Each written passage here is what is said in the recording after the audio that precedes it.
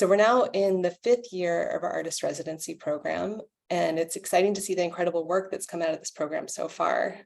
This is actually the first time we've hosted a public talk by one of our artists. And so I'm especially excited to welcome you all here and to introduce Matthew.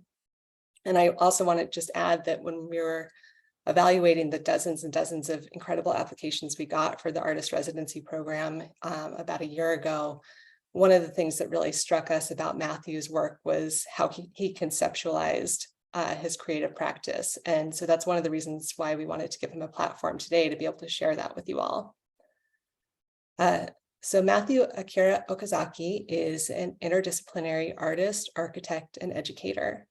He's founder of the architecture practice Field Office LLC and a principal at Architecture for Public Benefit, a benefit corporation providing design services for mission-driven organizations in the greater Boston area. He's currently a professor of the practice in the Department of the History of Art and Architecture at Tufts University, and has previously taught at Northeastern University, Brandeis University, and Harvard's Graduate School of Design. Matthew's professional and artistic work centers around a creative practice of making do. Through the specific selection of sites, materials, archives, images, and construction techniques, he embraces the ordinary and readily available in the hopes of uncovering and constructing new meanings and modes of understanding in our everyday lives. Privileging tactics over strategies, his work explores ideas of authorship, memory, identity, and heritage to amplify stories less told. So before I hand the floor over to Matthew, just to give you a little sense of what to expect, Matthew's going to spend the next 20 minutes or so talking about his work, and then I'll come back on and join him for a brief conversation about his practice, and then we'll open the floor up for questions from you all. So if you have questions as he's speaking or as he and I are talking, feel free to drop them in the chat or in the Q&A feature, and my colleagues will make sure that I see them and can present them to Matthew at the end. So with that, I will go ahead and cede the floor to Matthew.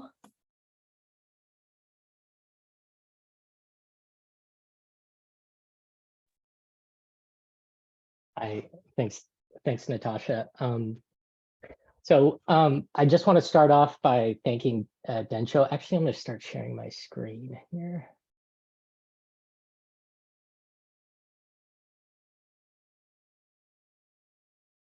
Please let me know if you are unable to see or hear me. I want to start off by thanking Densho for this incredible opportunity to build upon my current research and art practice, and for this chance to talk about my work.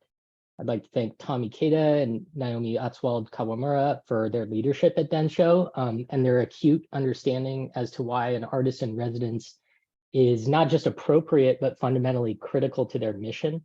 To Christy Nakata and Nina Wallace for their help in preparation for this event, fellow artist Kanan Shambora for her inspiration, and most especially Natasha Varner for her continued support in this endeavor.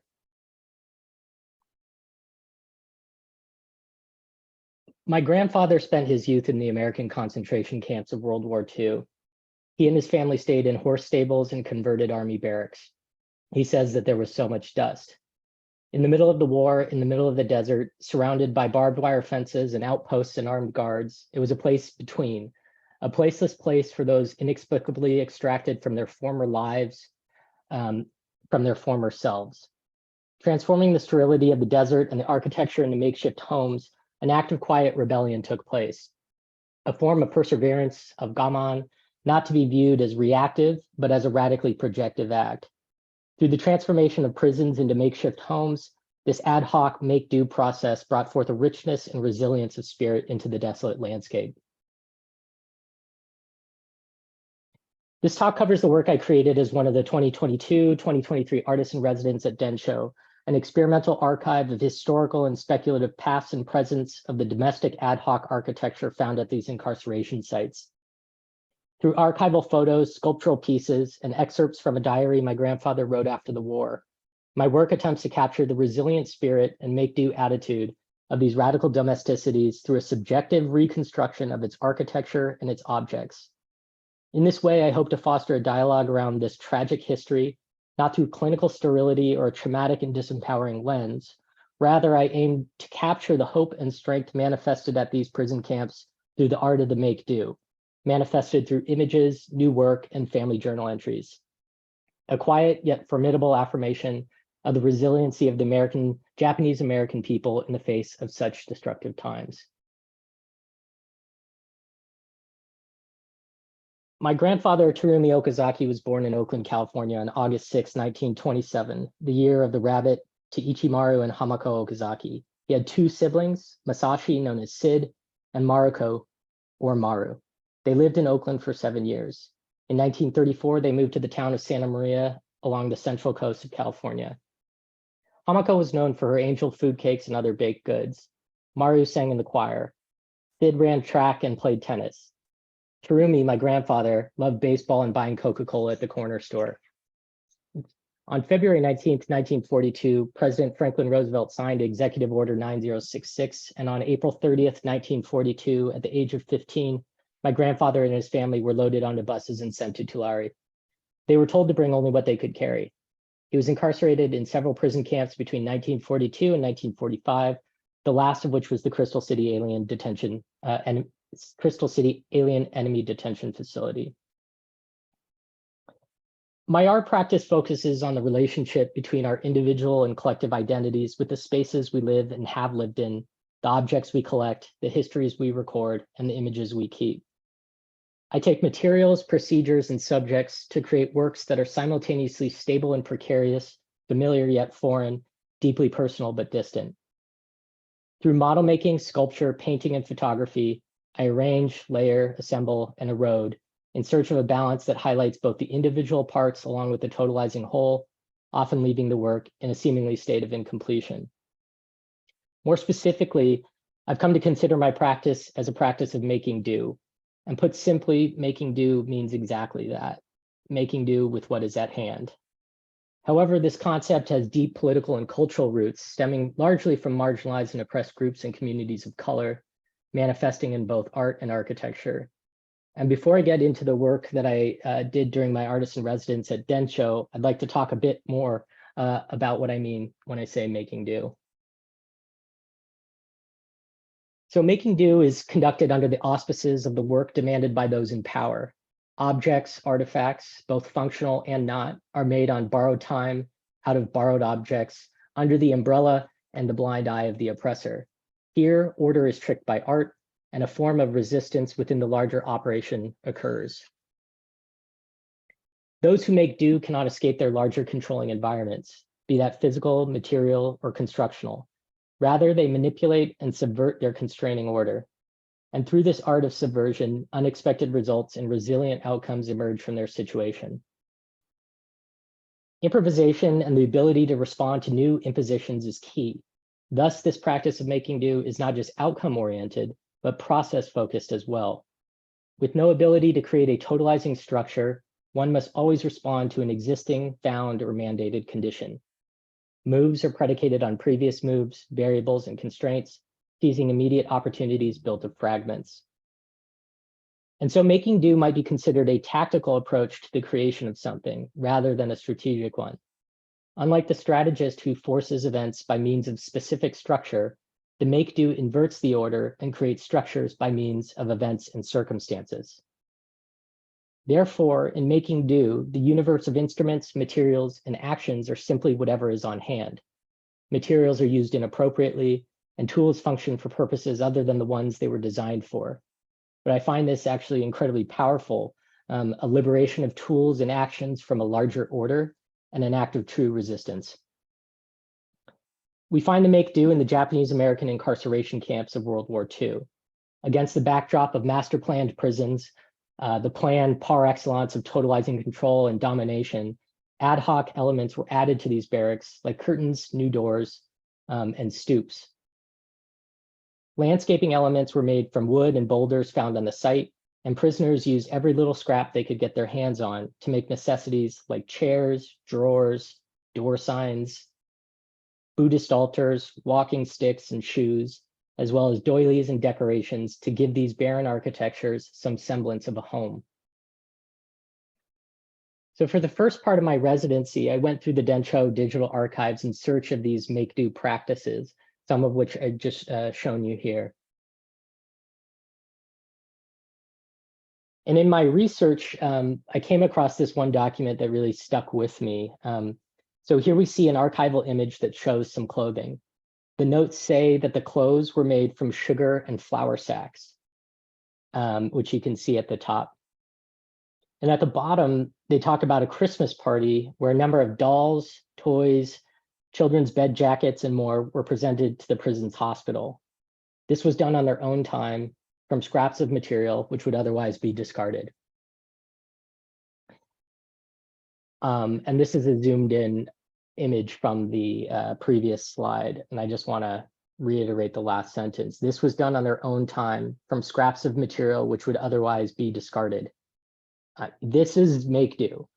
Despite being ripped from their homes, families separated, houses and businesses and possessions lost or stolen, the Japanese American people had no choice but to make do. But they did, and I use this as a source of inspiration and power. It's a true act of resistance, a refusal of the cruel hegemonic strategies of their own government, a subversive and transgressive counteroffensive built on tactics, not strategies. So now I'm going to show some of the work I've been creating as a result of my artist in residency at Densho. After going through the archives, I began taking examples of what I considered making do, and then created a series of multimedia collages using these images as base layers.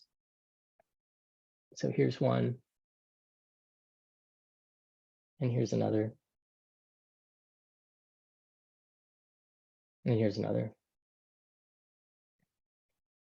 I created scale models out of wood left over from previous projects of my architectural practice, and I photographed them in various ways and then layered them on top of these base images from the Densho archives. So here's some kind of I guess, work in progress photos of some of the scale models that I made.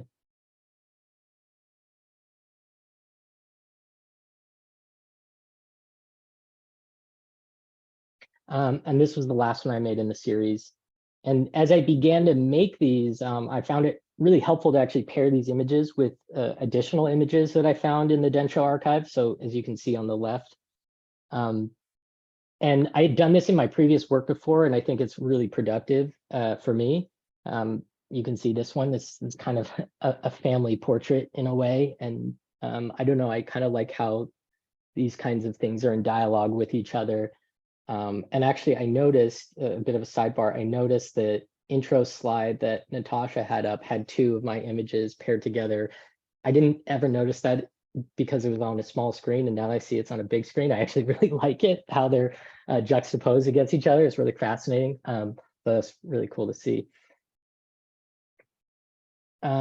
Okay, so I printed these multimedia collages on paper and began thinking about how I might mount and exhibit them. And I was actually slated for an exhibition, and that's getting kicked down the can for a little bit longer. So I took a pause on how I would display the photographs.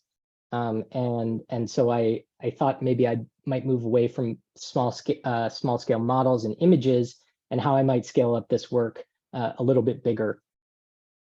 So this led me to an exercise in rebuilding a corner of an incarceration barrack at 1-to-1 scale, or at least that's how it began. I slowly began making this corner of the barrack, looking to Densho archival images as a source of inspiration for building construction. And I've also done a lot of research on specifically Crystal City architecture as well, and looked at old blueprints. Simple framing and cladding were added, but I don't know, I just really wasn't satisfied with this result or where it was getting me. So began a process of kind of unbuilding. And I began to think during my unbuilding process to move away from the purely tectonic constructions of the incarceration camps, but to capture the domestic attitude of these spaces and places as well. And so here's some process of unbuilding, and I actually ended up taking off, well, all of it, I guess. from the original corner of the barrack. And this is one wall section. And just trying to think through the process of unbuilding and building. Here's another part of the wall section. I started using fabric and textiles as well. And actually, I began this process here of unbuilding or remaking some of the architecture by asking my parents for old Japanese paraphernalia lying in storage, as well as going to dumps and construction sites looking for old and used materials.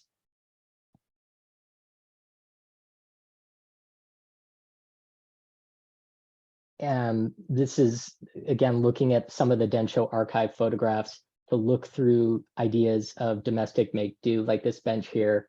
This is a smaller scale than architecture, but at the furniture scale. And it's really interesting. I've actually never seen benches built quite like this with this specific design, but they're actually all over the Japanese American incarceration camps. And I find them really both practical, but also incredibly beautiful in terms of their detailing.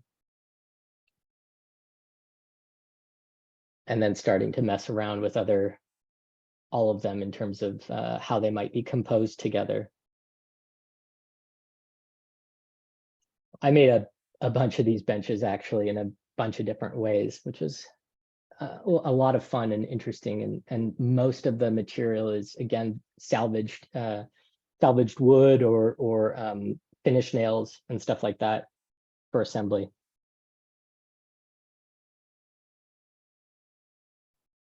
So this process led me to the final work, a series of sculptural pieces or vignettes that sought to capture the resilient make-do domesticity the Japanese Americans created at these prison camps, which I paired with an image from the Densho archives. These are, again, some work in progress, leftover tar paper. So in total, I made 8 vignettes, although I made many more. As you can see, kind of the process of this is all important to me. Iterations of others, starts and stops, but these 8 are where I ended up right now. And I'm just gonna go through them without really saying too much about them. But I do want to note that I did pair these again with Densho images.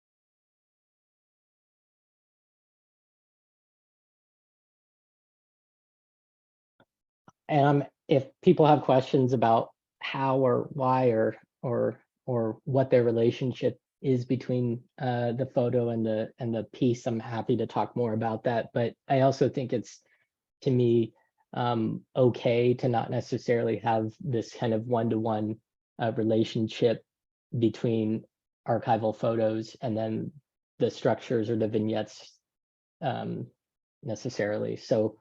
But I do think there's a very strong relationship between each image and then each vignette. So most recently, I've been working on compiling this work as a small art book. And in addition to these pairings, as well as the multimedia collages, I'm introducing one other component of the project, which are excerpts from my grandfather's journal about his experience during the war. And so right now, these are kind of mock-up spreads of what this art book might look like, and the text from my grandfather with all his kind of funny quips and spelling and all that kind of stuff. It's really powerful for me to like read through his own interpretation of his time there.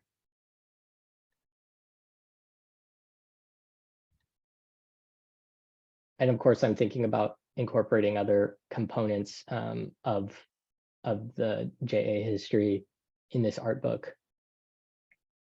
And so here's some of the pairings again, but then I'm adding my grandfather's text into these spreads as well.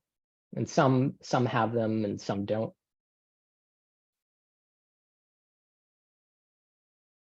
And for me, this kind of like his text adds another layer of this historical archive project that I'm working on. It's personal, subjective, it's individual, it's collective, it's familial, it's archival, it's true, and it comes in many different forms and formats. And that's, I'm trying to kind of coalesce this into something which I think is this art book. And I've most recently been thinking about the format of this book and thinking about the idea of a zine, something open source, accessible, easy to make and print. Again, going with this idea of make do. So I cut through I printed up and cut out Densho images, as well as images of my own work. And then coming up with mock-ups and spreads and thinking about photocopying them and what new layer or kind of interesting, I don't know, tangibility or texture, I guess, that has when you photocopy something or cut something out. There's something else that's really, I think, nice about not having these perfectly straight lines when you cut something out and then putting them on the page. And so here's another mock-up, and I've been working through this most recently.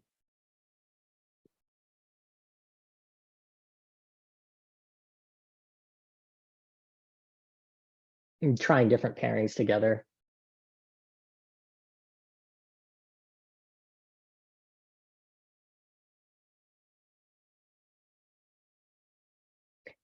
So my art practice is not just an attempt to bring forth a history less told through the things I make, but an attempt to bring forth a methodology as well, a process, one that was found in these prison camps, and that's one of making do. I consider my practice as a material form of qualitative inquiry. I interpret through interviews, observations, found objects and images to think within and beyond current archival and historical methods to construct a sort of autoethnographic narrative that tells explanatory studies of our individual and collective Japanese American past.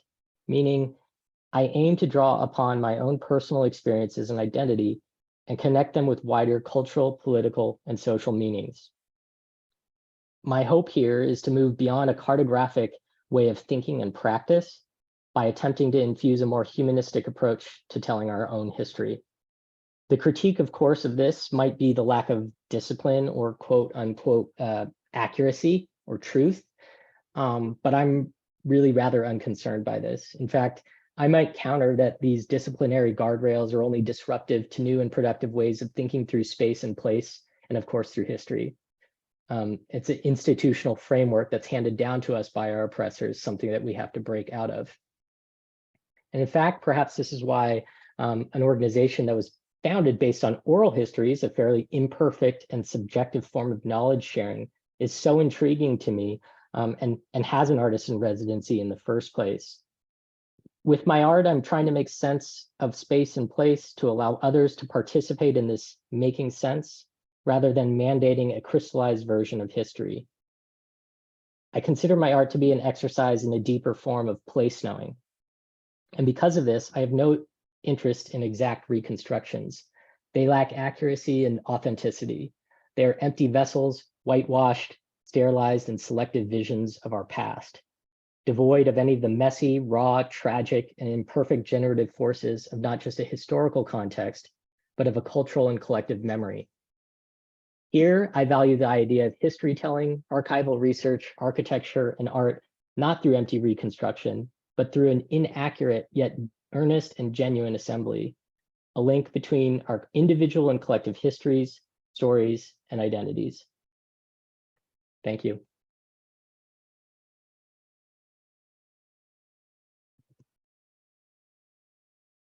I should probably stop sharing. Oh, thank you so much for that, Matthew.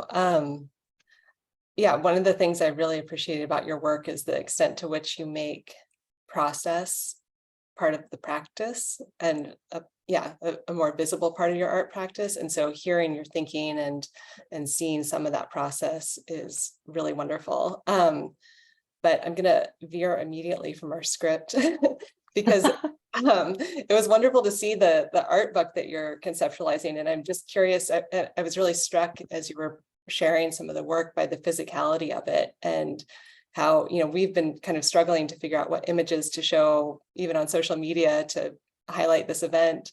And so I'm just curious if you have plans for showing the work in some way that really does justice to the scale of it. Yeah.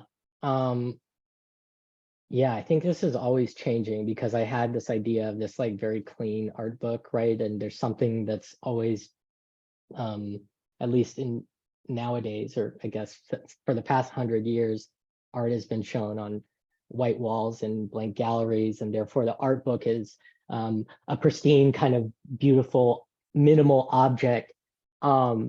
And that's how I started. And then I was like, this is not at all the way it should be. So I started looking, again at zine culture, and I have friends who make zines. I made zines in the past, and thinking about how this is just another layer on top of this production of art, and the book itself is a piece of art that shouldn't necessarily contradict the idea of making do. And so this final representation probably should emulate that. And so the zine seems like the no-duh choice. You don't get the as clear of I took these photos of the vignettes that I made on like a good photo, like a good camera, but you don't get that, but maybe that's kind of okay. So yeah, I'm still messing around with that, and hopefully there'll be a zine soon.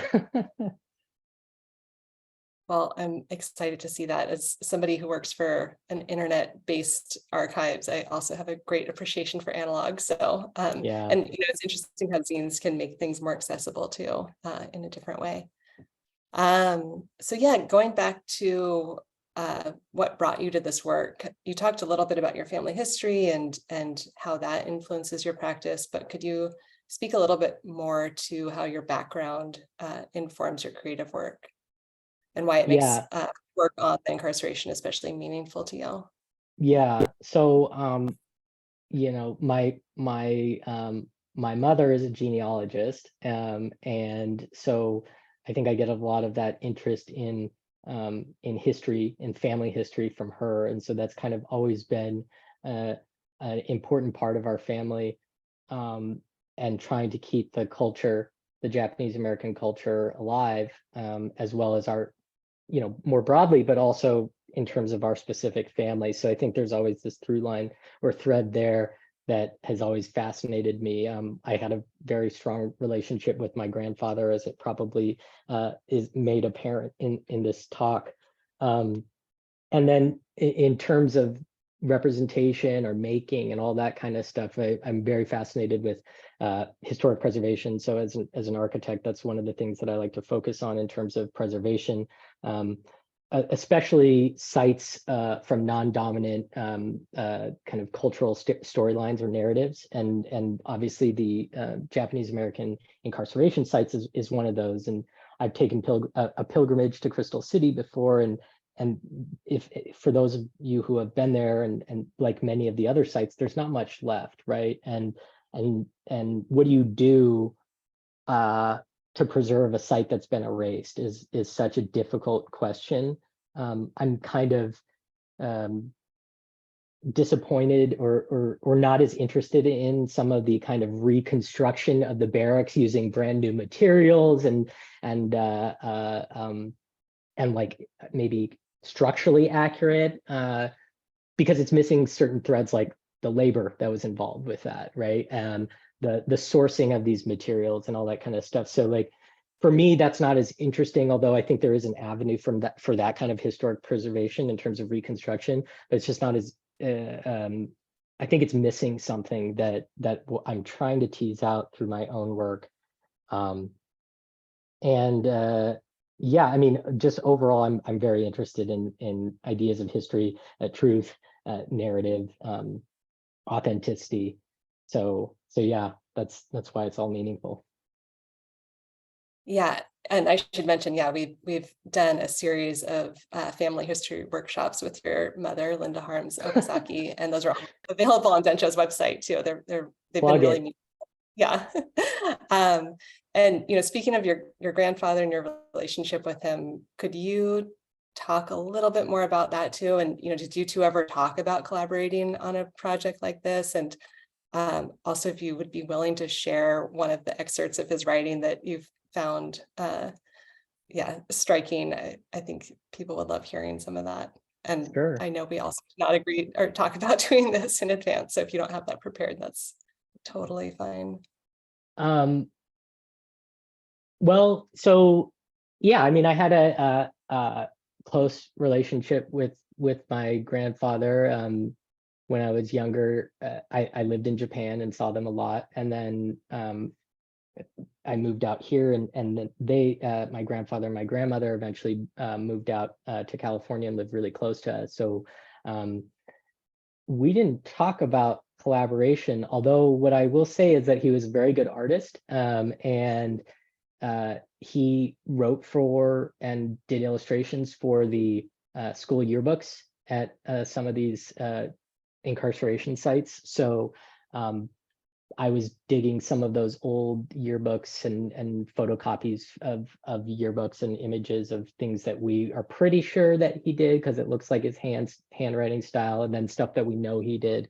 So no collaboration, but there's something there that we can still collaborate on that, even though he's no longer here, because some of his work still exists, and in that way, like, his journal still exists, which I found like incredibly moving, and that's something that my mom helped find for me. I even noticed in the chat somebody asked whether there was a translation issues and stuff like that. Well, he was fluent in English, and he actually spoke English better than Japanese, as he was born here and spent the first huge chunk of his life here, ended up working on American military base. As far as the quotes, I wasn't really prepared, but there's one quote that I do want to talk about, which came from actually not a journal, but through a video that my dad made when towards the end of my grandfather's life. He went on a few pilgrimages, just the two of them. So it wasn't, one of the formal pilgrimages, but they went on pilgrimages, and he videotaped them. My grandfather talking about his experience. There's probably another art projects that's film related, but one of the quotes that I pulled was, and is the title of this, for me, this book is called "There Was a Gong That Rang from the Mess Hall," and I just, for some reason, I really liked that, and then he goes on to talk about how all the kids would kind of run to the mess hall, right? And for me, like, this idea of like a mess hall, which is like this military barrack, and then this gong that's associated with like food and like enjoyment and like coming over, like, I don't know, there's something really really nice about that quote. So I guess that's the quote that I would probably share. Thank you. And yeah, thanks for indulging me going off script again. But yeah, there were so many aspects of your talk that just really struck a lot of curiosity for me. So it looks like we're getting lots of great questions in the chat and Q&A, so please keep those coming. So you mentioned this a little bit in your talk, but I was wondering if you could speak a little bit more to the overlap between oral history and art, and how they kind of both lean more into the subjective and personal aspects of history. Yeah, I mean, I think, and I said this at the beginning of the talk, but I think it's like absolutely critical that Densho has an artist in residency, is because of this like very close tie to oral history, which is kind of what Densho was founded on, right? And the idea of videotaping somebody and talking about their history, not not necessarily starting with archival photographs, but starting with somebody's like personal take on their experience, I find really fascinating and often much richer than the photograph itself, right? And not only do you get a personal story, but you get an interpretation of a place and a story, right? And videotaping them many years after the fact, as we all know, memory changes, right? And I don't think that makes their experience any less true. Whereas, the photograph stays the same, right? And so I think there's something really nice that Densho has started in terms of like caring about an oral history, and there are many other cultures that rely on oral histories to continue like the tradition of history. So for me, like art and what I'm doing is kind of like folded into the like messiness of this subjectivity and personal interpretation of history. That yeah, I just think it's so much richer, and it's so great when two people have two stories of the exact same thing or the exact same day that are totally different, and how you kind of merge and fuse those together is something that like I love. Like it makes that experience richer, not less accurate. Yeah, thanks for that. I know that some of the resistance we get when we ask people to do oral histories with us is, feeling like they have nothing new to offer, nothing profound in terms of shedding some light on the facts of what happened on the ground. And it's like, no, this is what we want your personal experience. That's Yeah. so much richness in that. And yeah, so the last question I had for you before we go to some audience questions is, we've talked a little bit about how we're in the midst of this new wave of whitewashing history. And, of course, this is something that's been repeated throughout history, but this latest iteration includes backlash against critical race theory and book bans that, attempt to censor people identifying things like racism and xenophobia. So could you talk a little bit about how you see your work kind of acting as a counter to this? Yeah, I mean, and I think that like there are other, contemporary, I mean, I'm not a historian and I'm an artist and an architect. So there's a lot of contemporary movements that are attempting to counter this. The 1619 Project is one. Roxanne Dunbar Ortiz has written about the indigenous people's history. So I think there's these like movements that are certainly happening that are trying to retell history in a different way through a different cultural lens. I think for me, like it's always about, for those movements and me, it's about telling this history less told. And the Japanese American experience, while I think, is quite well known within the Japanese American, cohort or group, it's not as well known. And so that's something that I'm trying to bring forth.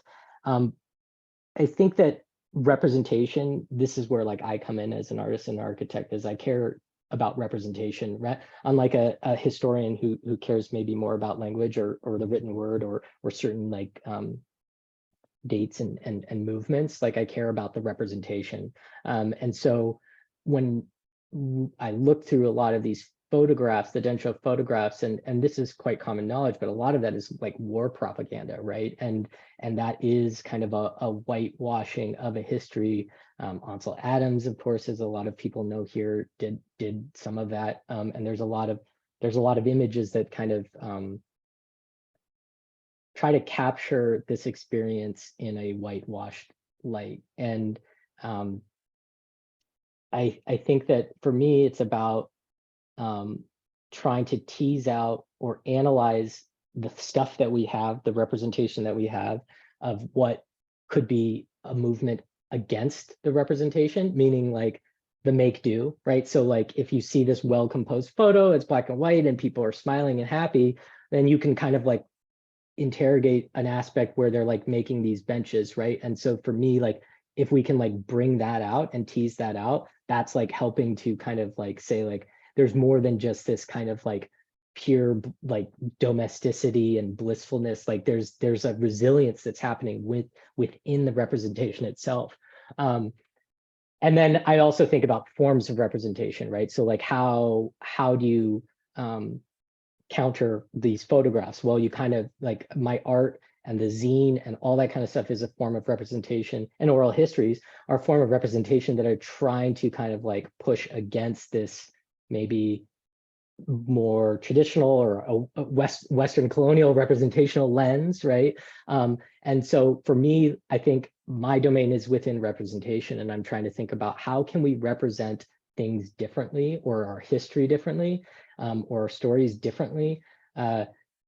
And there's agency in that. And because if we don't kind of find new forms of representation or processes, then I think we're kind of stuck in this, we're stuck in the whitewashing. So that's kind of how I think about what I'm doing as a counter to kind of these movements. And of course, telling the Japanese American history story to a broader audience is something that I'm very interested in. And I talk about it in my teaching, and I talk about it with other people. And so, and in an art practice, like if I exhibit some of this work, there may not be necessarily an understanding that this is tied to Japanese American history, but then if I talk to them or they read the title, then they start to kind of make this connection, and they've done it without, like, they've done it accidentally almost. Yeah, that's the tactic we use a lot too, is like just like, yeah, slip some history in there with Exactly, yeah. content. Yeah. So yeah, I think another thing that I noted when you were giving your presentation was how you were talking about refuting perfectionism, and how perfectionism is often something that's identified with being a part of white supremacy culture. And so even in just your rejection of that, it's acting as a counter to some of this as well. And yeah, we're getting some great questions. So I'm going to shift over to audience questions here. So this one's from Sharon Arms. She says, when building, did you find yourself working more in the mind of a person during that time, or building more as a current architect? And she noted that she can really feel the memories in the way you construct. Yeah, so no, I think so. Part of the time I was trying to build it in the mindset of the builders in some ways, like trying to, when I was looking at the architecture, the construction, I was trying to emulate those construction techniques. And at first I started just using like tools and materials that would have just existed. But I don't know, it again, just probably wasn't doing it for me, because then I was like placing myself in that. And so I kind of moved away from that and started to just do it, I guess, as myself as an architect. But I think for me that those Densho images were a guiding source of inspiration. So I was always like looking back to these images as this like North Star for inspiration, whether or not there's like a exact one-to-one relationship, is kind of immaterial.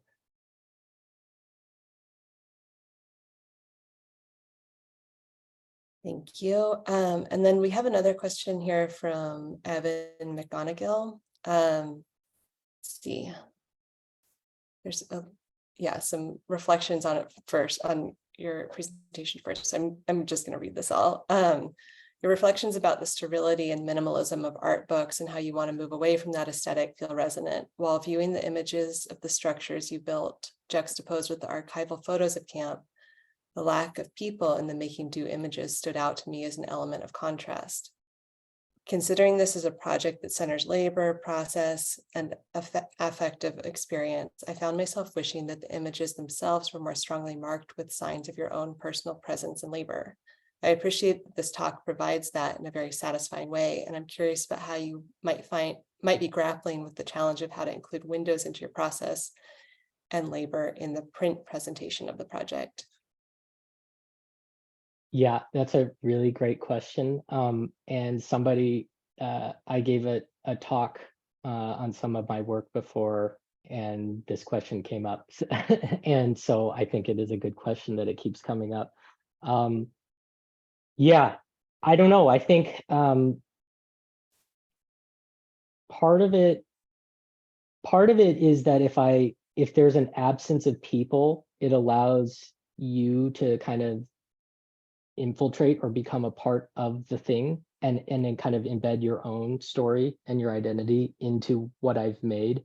And so for me, I think that's like, I had some stuff with that, but then I took it out because yeah, I think that there's a power in like then inviting the viewer to engage with it in a different kind of way. But I also see that, like, you know, without it, there could be something kind of I don't know, like a little more somber maybe. And I don't think that's what I'm going for, but I think maybe because of that, it does have that attitude. I mean, there's a photographer, William Morris, who is photographs a lot of domestic spaces, or used to photograph a lot of domestic spaces with the absence of people. And I think that for me, those photographs are extremely powerful, that I do kind of like am brought into this domestic sphere. So removing the labor from that, but showing these tactile objects where like there clearly is labor within it, and all my stuff is like rough and messy,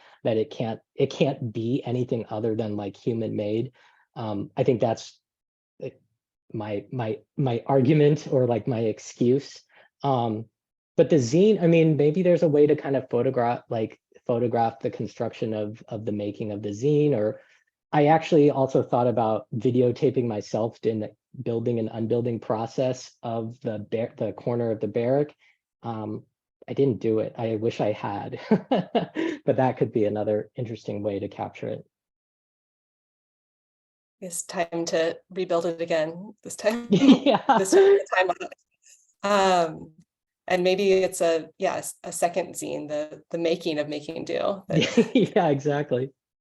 Yeah, because that process is really interesting. Okay, this is kind of more of a nuts and bolts question, but I think it's good for transparency to talk about funding issues. So do you have a plan for how to fund the zine or art book? Are you going to crowdsource for that? Or what does that look like? Yeah, so I think one of the other reasons why I moved away from this, like, I mean, I think there's like a good argument for moving away from like an art book, but I mean, another issue is like cost of making an art book, and a zine is very cheap to do. So in terms of funding, you know, I'm always looking for other sources of funding to kind of like make something happen. And like Natasha, you and I have talked about, like, are there other ways to kind of like pull stuff together to make something happen? And I think like, I don't know if the person asking is like an artist or researcher or whatever, but there's like, you know, what you have to do is really get after all these like weird little mini grants and like small artists and residencies and stuff like that. And maybe one of those on its own isn't always enough to like build this thing that you have in mind, but maybe there's a way to string like several of them together, or say like this phase was for this, the construction of this, and then this phase is for the publication of this, right? So it's really difficult for artists, right, to do that, and especially if they don't have another source of income, like if they're not an architect or a professor or something like that. You know, I think that I view the art that I do as architectural research for pedagogy and for my architectural practice. Great. And speaking of pedagogy, we haven't gotten to talk much about how this filters into your teaching practice and how you engage with your students around, this history or any of this kind of creative practice. Yeah, so last year I taught a master's level thesis course on the preservation of sites of erased architecture, and so it was a year-long studio, and students. The first part was research, and I invited a bunch of artists, archivists, activists, filmmakers to come in and talk about different forms of representation like in terms of preservation of heritage and history. And then they all picked a site of erased architecture that they either had an affinity to or felt, why, ask the question, why has this been erased? Has this been deliberate, or has this been just neglected, or is there policy that's been enacted that prevented this from being preserved? So I had students like ask those kinds of questions and then come up with some kind of proposal or response. Even though it's an architecture school, like I was okay with them making a different kind of response because it's thesis. So one student actually came up with a speculative archaeological dig history with field notes and all that kind of stuff. And somebody did a film, and then other people did true architectural building proposals and engage with community members to kind of like come up with a community center that maybe isn't the same as this erased architecture, but is still trying to like preserve that group, that social or cultural group that is currently there. So I'm always thinking about that. And of course, the idea of making do for me is an alternative form of architectural practice and process that is not as common in, the American practice of architecture. So I'm thinking about how to embed that more into my own architectural practice, and also talk about that in school. Wonderful, thank you. Here's another kind of nuts and bolts question, but somebody's asking if you have an email or spot where people can contact you. I think you have a contact form on your website, I believe I noticed. I do. Is there a way? Let's see, hosts and panelists. Oh no. Matthew.Okazaki at tufts.edu, or this one. Please reach out to me. I'm